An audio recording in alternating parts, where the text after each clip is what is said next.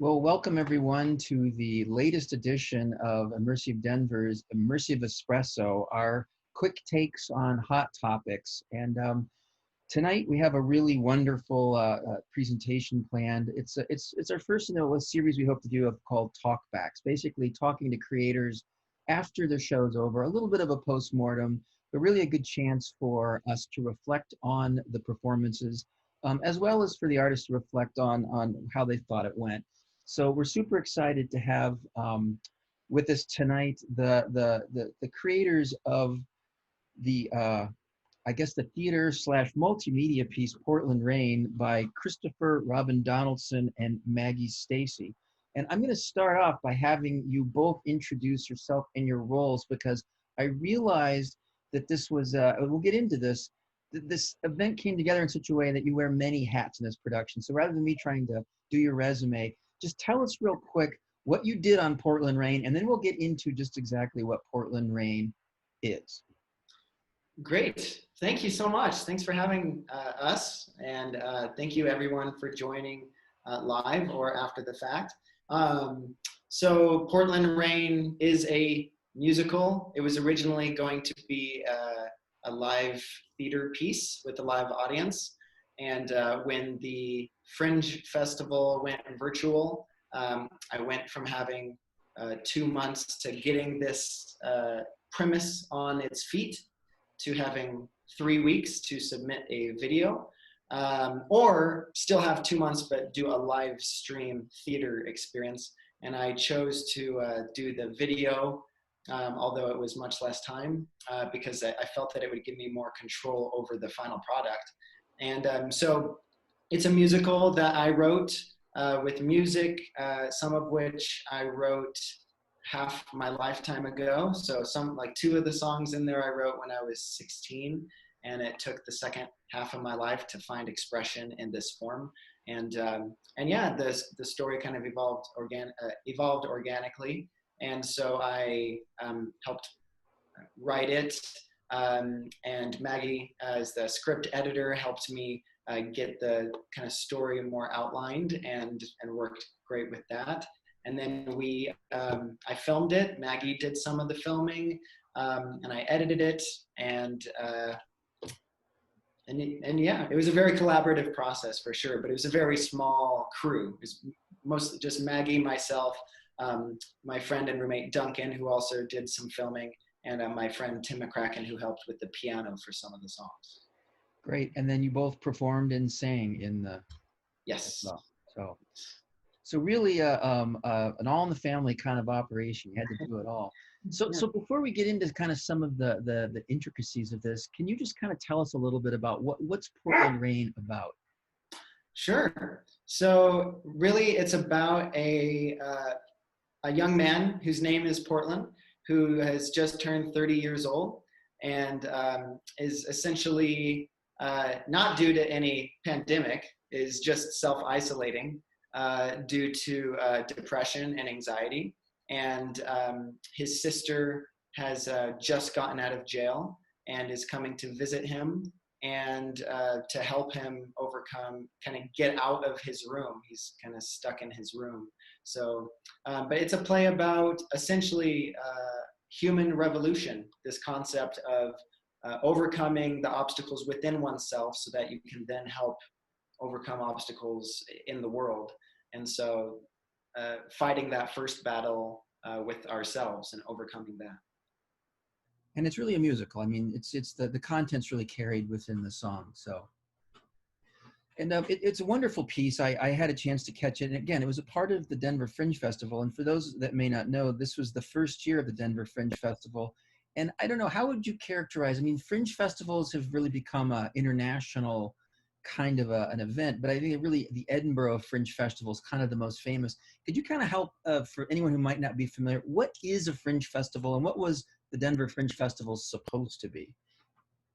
Sure. Do you want to? Sure. Well, I think the Fringe Festival is intended to be artists of all disciplines. So acting, singing, movement, you know, really the sky's the limit. But the focus is on original work. And so it was intended to be live performance. And I think it was going to be in the Rhino district. So, you know, there was where people would be able to walk around and see all these different shows. But I think that's the gist of it. And it's open to not just Colorado locals, but people from all around the world. So I think that's going to continue as well. And if I understand correctly too, it is also a way for it's local artists or visiting artists, but definitely a great emphasis on local artists and a way for them to make a little money with their work. You know, to offer tickets at not unreasonable rates, and to allow them that opportunity to earn some income off of their art as well. So it's a really wonderful resource and opportunity for artists emerging and established. That's the ideal. And something else I'd add, I think fringe festivals have a kind of a common denominator, being more experimental. I mean, being a little more free to let artists try things, to maybe workshop something that they're still kind of playing with, and the audiences get into the vibe of, it's like, hey, let's see this happen. So this is an important background, because I'm assuming when you submitted for the Denver Fringe Festival, you thought you're going to be in a room with chairs and maybe some lights and pretty much a more traditional kind of theater environment. Absolutely. So tell me a little bit, like what did you imagine Portland Rain would be at the Fringe Festival when you proposed it? Well, when I proposed it, I guess I imagined a kind of a small thrust stage. And having it be very minimalistic set, and and pretty much kind of the songs that are in there now still being there as it is. And I did envision more, I think more of an active role for the father, that there would be some dialogue between the father and Portland, the characters in the musical, and that's probably something that really changed dramatically with the switch to virtual. And were you planning on having live instruments, or were you going to sing to recorded tracks, or? Yes, it was going to be live instrumentation, absolutely. Okay. And so that was another huge change for sure. So now walk me through this. COVID happens, you start to wonder, this is just probably not going to happen, or you don't know. And then you get the call that says, do you still want to do this online? What's your thought process? Hell no, I'll wait, I'll do it in the future. Excitement, confusion, fear, sadness. Just tell me, what did you feel? How'd you feel? Yeah, I think all of it. And that's what makes life so beautiful, is you can have all of these amazing experiences at the same time. And then it's your choice of how you want to proceed. And so I think definitely experienced all of that and didn't deny any of those. I will say Anne, who created this, she was really forthcoming and saying, hey, this is kind of the direction it could go. It could go virtual. We don't know this yet. So, I mean, there definitely was this period of, it might go this way, it might not, kind of stay frosty. And so that was a little not really knowing which way to gear it. And then, it was May 7th when it was like, okay, it's going to go virtual. So you can live stream it the day of, or you could submit your video in advance. And that's when I decided to do the video. And from that moment forth, there was little time for fear. I could choose to win, or I could choose to doubt, but I didn't really have time for both. So it was great. It was a very thrilling pressure cooker of a situation. And so Maggie, were you a part of the project at this point in time as well? Yes, from the very beginning. Mostly, it's Christopher Robin wrote the songs and wrote the script, so this is his story. But it was awesome to see how it evolved, and also be a collaborator, I think, as it shifted. And storytelling on film is so different because there's so many more components that are part of the storytelling. It's not just a live play, which is based in dialogue, and song in the musical's case. So yes, I saw it all unravel. Not unravel. I saw it all happen. So at what point in time did you kind of sit back and think about how just dramatically changing the medium might change how the performances were perceived? I mean, from the audience's perspective, I can imagine it's a very different piece live than it would be online or even recorded the way it finally was done. When did you start thinking about your audience, or is that just like you were just racing to get it out? So that's a fantastic question. And I'd say throughout the entire process, the audience was first and foremost in my mind. When doing a live musical, which this would have been my first staged musical that I'd written as well, I was constantly thinking, kind of relying on the fact that I would not have to worry about lag, that I wouldn't have to worry about the potential for there to be a freeze or anything like that. And since particularly my training stems from theater performance and training and acting on the stage, that I felt confident that I could kind of improvise if push came to shove in a live musical, since it is my story and my music, that I had a certain degree of freedom of like, well, this is going to be the story now, and here we are. And I didn't have to worry about where the audience's eyes were per se.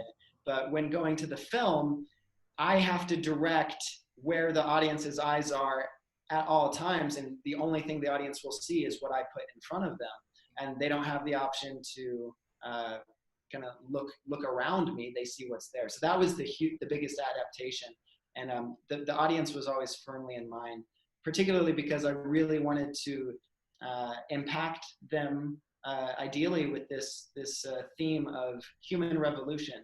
That all of us, whatever we experience, can overcome these obstacles, but you can't do it if you don't overcome yourself. And that's kind of what this character has to do. So through his journey, it's an example for everybody. Anyone who's an ordinary person can achieve these things. Yeah, and also that you don't have to be this perfect person in order to reach out to someone who's struggling, you know? I mean, we're all struggling with something, but we can still that connection, and just human to human connection and dialogue and heart to heart connection, can pull both parties up, and, so we don't have to wait until we feel perfect inside in order to help somebody else. Right. Well, it's one of the wonderful, kind of core themes in the video. And I have to ask, do you feel like something was lost by not being able to be there for the audience in person? I mean, does that connection get strained, or is it just a different kind of connection as a recorded film? I'd say it's definitely a different kind of connection, and that this iteration of the story was created through knowing that it's going to be a film now. The story would have, I can't really predict how the story would have happened had it just gone straight to a live musical. Now, kind of reverse engineering, now if I wanted to take what I put in this film and put it into a musical, now it's heavily influenced by this story. It's very fascinating. Yeah. So this is where I wanted to take the conversation. This is a little bit unfair for me to just drop this on you, but I'm going to do it anyway because it's more fun. But in a certain sense, we're in this world of transmedia where, creative work moves across media. So I'll just pick a crass example. Spider-Man started as a comic book, and then it becomes an animated series, and it becomes a live movie, and then it becomes a theater, a musical. And so we see this kind of motion of creativity across different media. I feel like when I look at Portland Rain, you were forced into transmedia. And now I guess the question I really have for you is, do you feel comfortable there? Will we see Portland Rain, the comic? Will we see Portland Rain, the actual theater production? Will we see Portland Rain, the interactive, immersive, I would be curious to hear both your appetite for that kind of transmedia work, but also I'd say just how you feel about not having all control over the media as you'd like. Wow, that's a fantastic question. Well, yes, I love that term transmedia. I mean, I think one thing that I was heavily influenced by as a youth, as an ordinary youth growing up, was just reading the Harry Potter books, and then as those were translated into films, and seeing there being such a difference between the two, and still very much a similarity between the two, but that they're the same story, but they're completely different stories in a sense. And so I felt the same thing with Portland Rain, that where I was going towards with the live musical, in a sense, was kind of completely different than it ended up in this film. But I feel like there's definitely still expression in a live musical that I would love to explore. And I've also, Fleabag, which started off as a one-woman show and then had this amazing turnaround on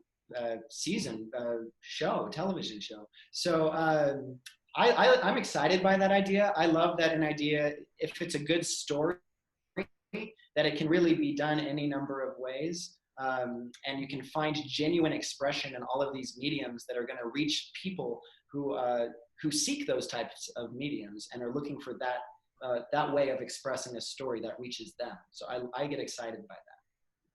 So let's take it to the next step. To both of you as creators and artists, how do you prepare for a world in which you can't just be a stage actor or a screen actor, or all of a sudden you're a grip on a film, you're a script editor? I mean, how do you prepare for a creative life in a world where you may not know which direction things are going to go? Well, personally, I think being the best at wherever you are right now, that every job is noble, and I think you can make every job, no matter how small or big, essential in terms of your development in your character as just an ordinary human being. That wherever you are right now, challenge yourself fully, and don't see it as above you or beneath you, but exactly where you need to be to grow. And I think if you continue with that endeavor of, I'm going to challenge myself to the greatest of my ability here, that will carry for your next project. You're going to have that mentality, and you're going to be ready for whatever that is that you want. So to continue to take steps in that direction, but not to lose sight of the causes you're making right now. Maggie, what do you think? Yeah, I would also say that every role and every aspect of storytelling is first not only learnable, and you can learn to do anything. It's learnable skill, and also that we really are. I think when I look back at like the past 7 years of just being in the theater and film and commercial work and all the different experiences I've had, I've always approached things with the mindset of learning and of being really curious and having a curiosity about how things work and how things go together. And even in the theater, I was curious about how things got put together backstage, and when you approach storytelling and creative work with that kind of attitude, then you find that you can apply yourself in so many different ways. And if you really start to trust yourself and trust that your reactions and your gauge on a story, we have a lot more power and wonderful voices. Everyone is so unique. Everybody's voice is so unique, and everybody has a story to tell. And so that's one cool thing I think to learn when you jump into a totally new mode of storytelling. Right. What is it? Necessity is the mother of invention. You really have nothing to lose, right? You're exploring. Does this increase your appetite to just try crazy new things, or do you want to get back to just give me a stage, just give me my comfort zone, or I know how everything works? Or well, I think it really is, for me personally, that it is making your comfort zone, expanding your comfort zone. So your comfort zone is constantly going to your limits and expanding what you think is possible, and challenging yourself. So I think for me personally, I'm excited to continue film, and to continue theater, and to continue live and pre-recorded, and to continue finding the best avenues for expressing story. But for me, I think it comes down to the story, and that's going to find expression in any number of ways, and to have fun with it, and to not lose the joy and the faith that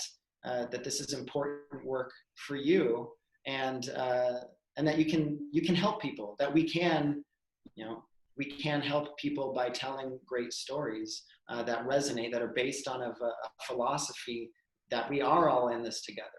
Yeah, yeah.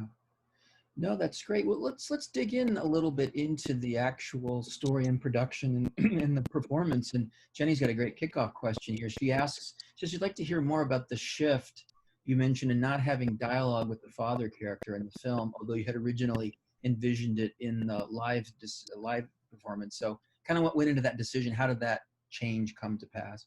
Sure. So I think with the character Portland, that there was definitely an abusive element with the father and his past that he's really struggling to overcome. And when I was envisioning the musical, and this still may play out as I continue to write that I envisioned it actually as the character who was playing piano the whole time ended up getting up and kind of represented the father at one point. And Portland is the only one, my character Portland is the only person who's able to see him. And Maggy, who plays Sabrina, Portland's sister, is not able to see the father. So it's just a kind of experience where I can see this character and Maggy can't. And Maggy's asking, he was right here.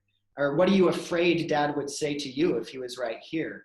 And then having that having that moment of where the father explodes kind of violently, in violent dialogue, and then where he has the complete opposite. With switching to the film, I knew that it was going to be different, and the way it ultimately emerged was that these things were happening in Portland's head. And so I was able to kind of have flashbacks kind of back and forth between the present moment with Sabrina and Portland, but that what was happening was a shared experience in a flashback. So that's kind of how that shift took place. Interesting. Were there a lot of cases where you had to make major adjustments to what you had originally envisioned? Yes, I think when I envisioned doing this as a musical, I envisioned the entire musical, on a stage, that it all took place in one scene, in one location, which was Portland's bedroom. And in the film, we have outside, we have a park, we have bedroom. And so for me, I think it was a matter of additional locations really changed the flow dramatically, and having that freedom of, well, I don't have to worry about how to get all of these settings into one stage each night for these people to come in. When I have 15 minutes to load in, then do my piece, and then 15 minutes to load out, that since I had control over the entire filmmaking process, I get to spend as much time as I want creating, and the work was done once.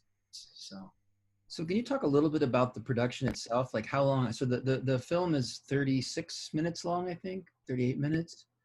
How much time were you in production? How long did it take to, get it all together? Yeah, so once we found out that it was going virtual, that was May 7th, and the film was due May 28th.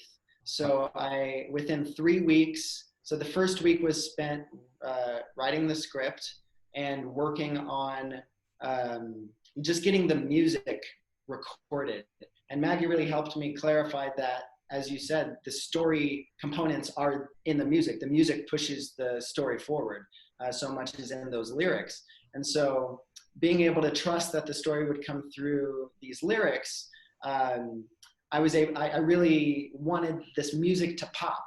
And even Maggy said that I think if we can focus on one element really being flawless, let's put that into the music, and that should push everything forward. And I'm really glad you did, because that was true to my experience. I focused on recording this music and getting the music ready right away. And so that then when we went into film, I had something to play in the background as we're lip syncing essentially to this song that I pre-recorded. And that allows me to know, well, oh, this is where it kind of builds and this is where it's pushing. and to act accordingly, kind of lip syncing in the moment. And then going back, taking out that audio, and then putting that song overlaid onto it. So you get as close to a real musical feel as you could with the free software that I use. Right. So for as actors, had you ever had to lip sync before? Was that a new experience? It was for me. Yeah. Yeah. I think Christopher Robin has spent a lot more time in, as a singer-songwriter. I think you probably have a lot more experiences with that, but new experience for me. It was fun. How is it acting where you actually don't get to say your lines or you sing your lines? So. Yeah, I will say it's never a bad idea to just practice singing in your car and lip syncing to songs that you love on the radio or your favorite CDs, because for just such an emergency, it really helped out. Yes, yeah, and you can sing. Like I did sing in the room we were filming, so that you're really singing. You're just not using that particular audio in the finished product. Yeah. And so I was going to ask you this question, but I want to read Cassie's question because it's related about, did you ever think about recording the music live? And she asks, do you feel that the online substrate added anything positive to the musical? Did it enable anything unexpected other than offering a controlled finished product? Oh, so I don't know, like what did you gain? And I would also ask, what did you lose by recording it? Sure. Well, I think part of what I lost was just the back and forth energy with the live audience, and feeling that in live time. But what I did gain was more, yes, in addition to more control over the finished product people saw, what I gained was a freedom to, kind of what I mentioned, explore additional locations than I could fit on one stage, without worrying about how do I get the set pieces there. I mean, we literally filmed an entire house. So that was a huge benefit. Being able to have the flashback moments was a great benefit. And just being thrown into the process of creating something from scratch with not a lot of time. I think those external factors really kind of pulled that creative potential out. And it was a total benefit in and of itself to have that.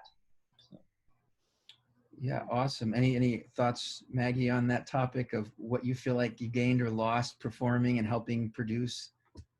Yes, I mean, everything that Christopher Robin said, and and I think just the like making a film, you're riffing off your ideas too, and you're getting so much. At first, it's just like data collection. You're just getting all this different material, and then Christopher Robin did all the editing, but I can imagine that was fun. It's just kind of saying, this is all this stuff that we had, like we filmed this with this sunlight coming through this way, and it looks this certain way, and then this certain way, and what tells the story the best. And so, that's something you don't do in a live performance, but how cool to have all those options and choices of how you want your story to flow. Great. So along that line, I have to ask you the cruelest question to ask any creator. What would you have done with one more week to produce this? That's a great question. I think, well, if I had one more week, I mean, probably would just have gone into the editing portion. I think that because there were things like in the editing room, my bedroom, that there were like, oh, I'm missing a scene. So fortunately with the small cast that we had and the story we were able to tell, I was able to call David Jensen up, who plays the role of the father, and be like, kind of missing a critical component of how to tell this story. And remember when you said, are you sure you got all the shots you need? Turns out no. And turns out this is my first time directing a film. So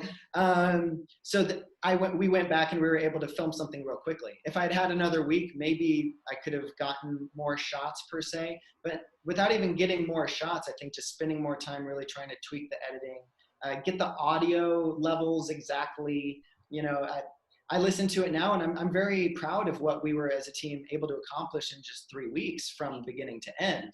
But there is also that, well, with one more week, the audio levels would have been, Yeah. hopping. So. Well, it's a cruel question because there's never enough time, right? There's never enough money. There's never enough time. But right, sure, it's great. so with this experience, now starting to be behind you, I mean, first of all, how was the audience reaction? Did you get the numbers you wanted? Did this format work in terms of gathering an audience? Did it meet your expectations from just a production standpoint? Yeah, I think on a personal level, I had a lot of my theater friends who were able to watch it and say that these are people who I've taken classes with and acted with, and that they were touched, and that meant a lot to me. I had theater friends who I've taken classes with who like wrote a full, wow, this really, I see how this led into this, and it was like interesting hearing it presented back to me almost with like from a student's perspective, because a lot of the people who watched it are co-students of mine. It was wonderfully positive, I would say, and I think all of my friends recognize that 3 weeks, there's only so much you can do. I don't think anyone saw it and was just like, really, you had 3 weeks and that was all you put together? Like, come on, man. But at the same time, I think, that the feedback was really positive. I'm very happy with the feedback. Yes, yeah, it was fun to share, and I also felt proud of the projects that we did, and people have been very generous. And I think the coolest thing to have back is when people really do give that detailed feedback of little details of like, oh, this affected me in such and such a way. Like specific feedback is so much more valuable than if, it's really nice when people say, loved it, or it was great. That's been really cool. People have been really specific about their feedback. Yeah, I will say real quick. So a lot of the people who watched it for me were acting friends and just general friends. And then a big audience of mine were actually people I work with. I work at a hospital and I'm a pharmacy technician there. Yeah. And so I had fellow pharmacy technicians and pharmacists who watched it. And actually they gave me really wonderful creative feedback. There was this one pharmacist who said, oh, I see Sabrina, how she had gotten out of jail. I see how that had been influenced by X, Y, and Z. And for me, I was like, I didn't even think about that. But when I write this again, I'm totally gonna take credit for that. Yeah. Now, I know before we talked about, you said that the Fringe Festival itself had attracted a very widespread audience. I mean, well outside of Denver, I think you said many 20-some states. How was your reach? Did you feel like you got people outside of just the people that would have normally been able to make it to the Denver Fringe? Absolutely. Well, most personally, my mother, who lives in Portland, Oregon, there's no way on her income that she would have been able to come out here to see it as much as she would have wanted to. And as much as I would have wanted her to come out and see it, I couldn't have afforded to fly her out. Yeah. So it's offered a wonderful way for her to see that. And I mean, I could have possibly recorded it in the back of the stage and then have her see it this way. But this avenue gave her the experience that everybody had the experience of. So that to me was really heartwarming. That itself, I think, was just a tremendous benefit. Yeah. So the next kind of thing I'm kind of curious about is, now that you've gone through this, what's next? I mean, not necessarily if you have a specific project, great, but like, do you want to get back and do live musical theater? Do you want to make more videos? Do you want to make music videos that happen live on stage? I mean, comic book, where's your appetite going now creatively? And again, for both of you, I'm super interested to hear how this has affected your creative directions. Sure. Yes, I would love to do more film, and I would love to do more live performance. I think the biggest thing I would say that fuels me toward creative work is the people I'm working with. I love collaboration, and I think that when you're working with other creative and open-minded and excited people, then you create good work, and among all mediums. So yeah, awesome. I'm definitely excited to keep making films now that I know that the next time deadline is really up to me. And to continue to explore that. Also, when theater goes live, I was actually had been cast in a local production that was kind of put on a permanent hold due to the pandemic. And but to Maggie's point, that we do have so much power just as ordinary people to tell our own stories that are true to us. And the technology is available in ways that it hadn't been before to enable us to do that. Whether it's just, you can make a movie with an iPhone. If you don't have an iPhone, you can borrow someone else's iPhone. And then you can edit it on iMovie. If you don't have iMovie, you can borrow someone's iMovie.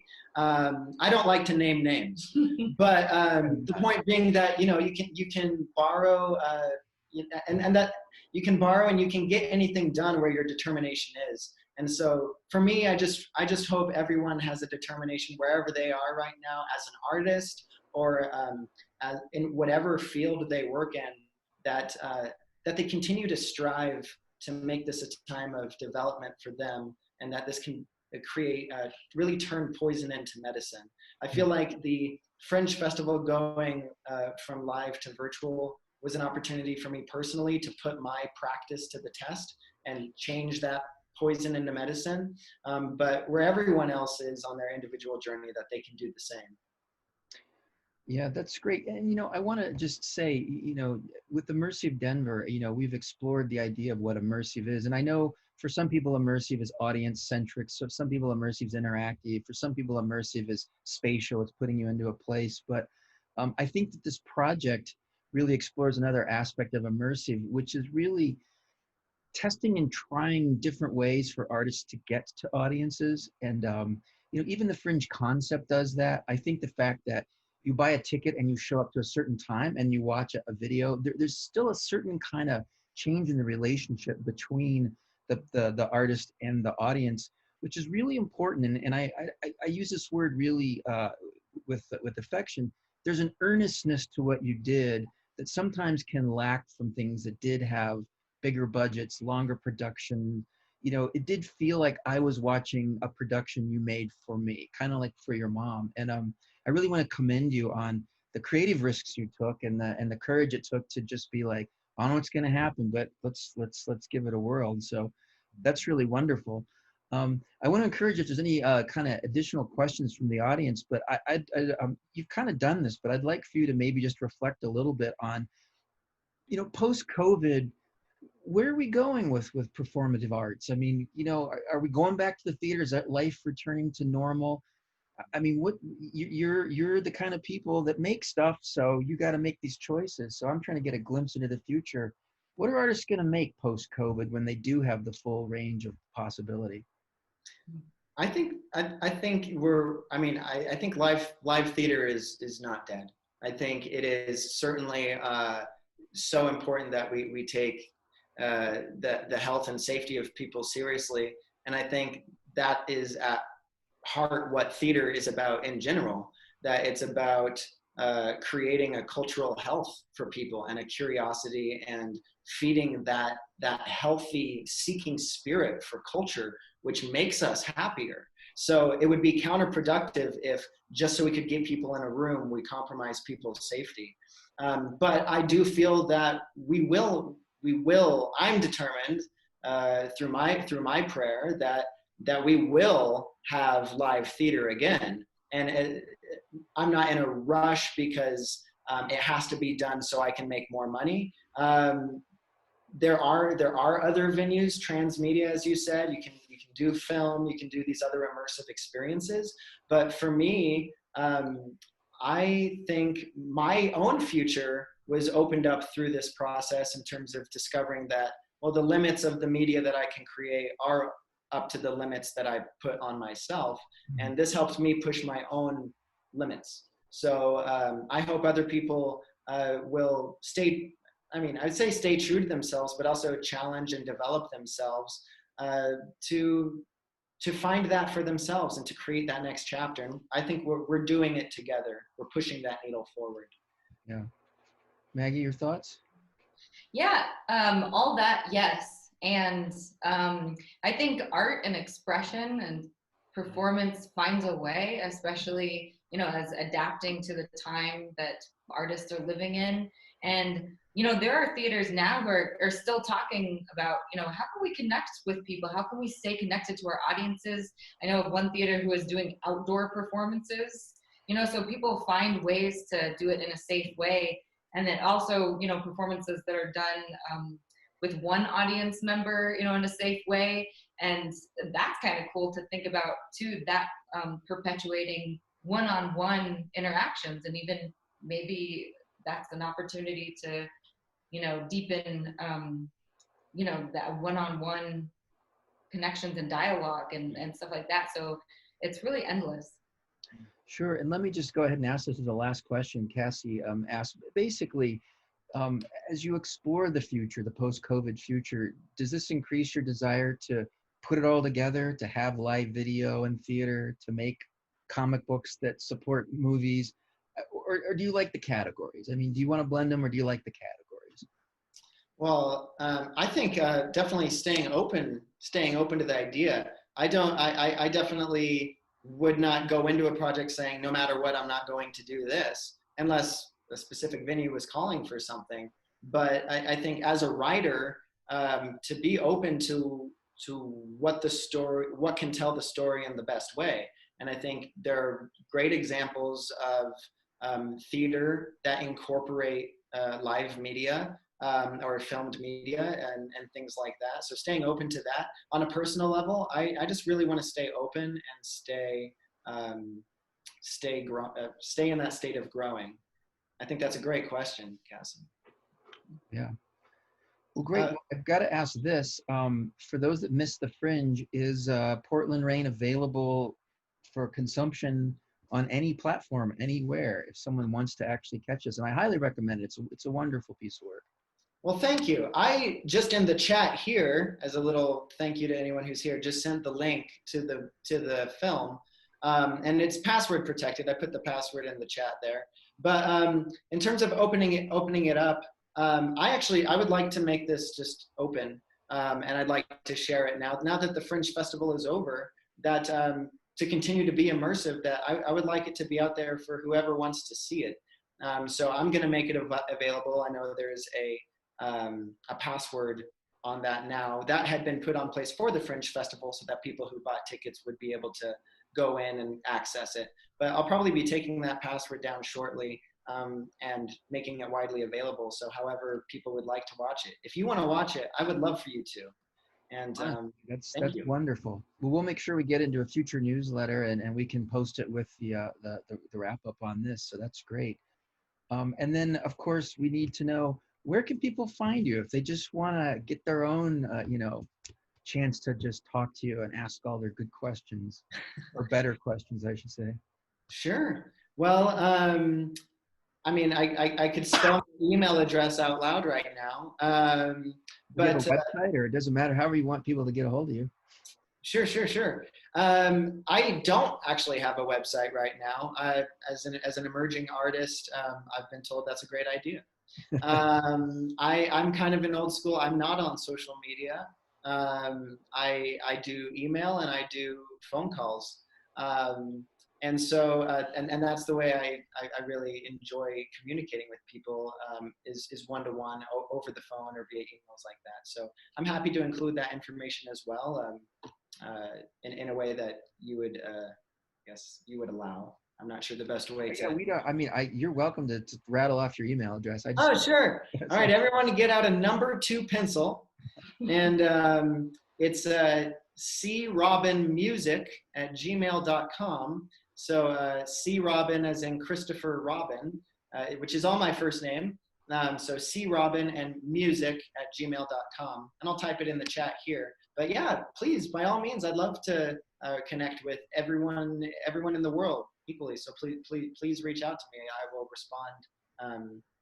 respond briskly. And then Maggie, how do people get a hold of you? You're also welcome to email me. I am Stacy@gmail.com. So that's M as in Maggie, M as in Maggie, STACY@gmail. And I do have a Facebook account, so anybody is always welcome to message me through there.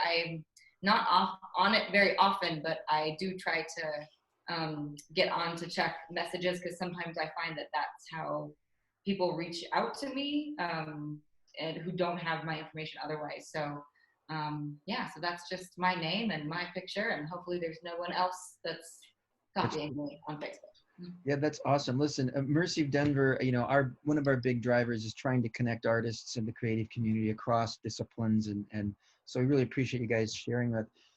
Thank you so much for taking the time to talk about your work and just to be so candid about the process. It's wonderful. You folks like yourself make Immersive Espresso really percolate. Ha ha ha. And to say also, next week on Wednesday the 8th, we have Creativity for the Common Good with Evan Weissman of Warm Cookies of the Revolution, a wonderful outfit that does interactive, playful, social interventions, and Evan will be talking about that at noon, so be sure to join us with that. Again, thank you, Christopher, Robin, and Maggie. I hope you make more stuff. I'm super excited that we can share the work that you've done with our community, and I guess just keep on making stuff. Thanks so much.